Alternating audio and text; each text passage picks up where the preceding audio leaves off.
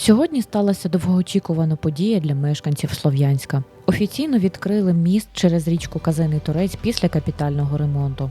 Про вартість робіт та всі нюанси розповів голова ДОНУДА Павло Кириленко.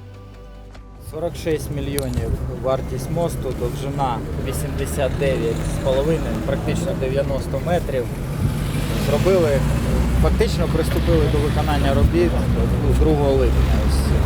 Саме якщо брати по хронології. 3,5 місяці.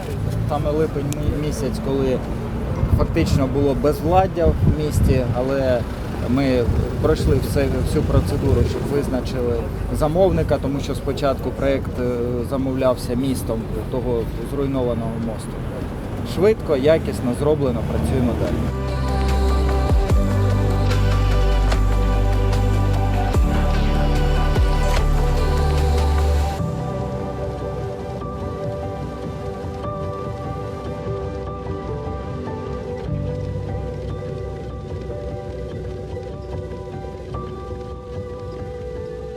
Не забудьте лайкнути це відео та підписатися на наш канал. Дізнавайтеся про найцікавіше першими.